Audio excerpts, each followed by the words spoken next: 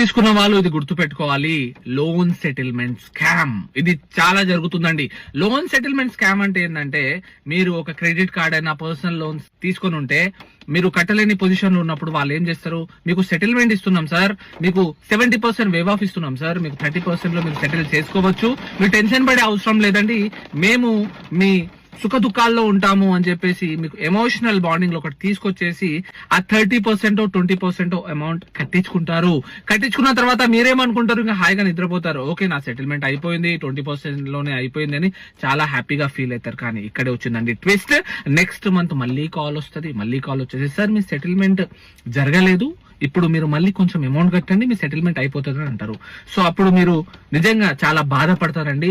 Sir నాకు already మీరు చెప్పారు, నేను కట్టేసినా కదా, మీరు చెప్పినంత అమౌంట్ నేను కట్టేసిన, సెటిల్మెంట్ అయిపోయింది కదా అంటే అవ్వదండి. సో ఇదే అండి స్కామ్. సో ఇలాంటి స్కామ్ బారిన మీరు పడకండి. ఒకవేళ మీకు సెటిల్మెంట్ కావాలి అంటే వాళ్ళతో మాట్లాడి సెటిల్మెంట్ లెటర్ మీ ఈమెయిల్ ఐడికి పంపించుకోండి. ఆ సెటిల్మెంట్ లెటర్ లో కూడా జెన్యూనిటీ ఉందా లేదా చూసుకోండి. మీకు సెటిల్మెంట్ లెటర్ ఏదైతే ఈమెయిల్ ద్వారా వచ్చిందో ఆ ఈమెయిల్ కి వెరిఫై చేసుకోండి. వీలే ఏదో ఒక ఈమెయిల్ క్రియేట్ చేసి మిమ్మల్ని ఫేక్ చేయడానికి 100 రకాలుగా ట్రై చేస్తారండి. ఇది ఒక కొత్త రకమైన స్కామ్. ఎవరైతే లోన్ తీసుకున్నారో సెటిల్మెంట్ జరుగుతుంది అని హ్యాపీగా ఫీల్ అవుతున్నారో వాళ్ళకి ఖచ్చితంగా ఈ రీల్ తెలిసి ఉండాలి. లోన్ తీసుకున్న వాళ్ళు, క్రెడిట్ కార్డు ఉన్న వాళ్ళు ఈ రీల్ తెలుసుకోవాలి.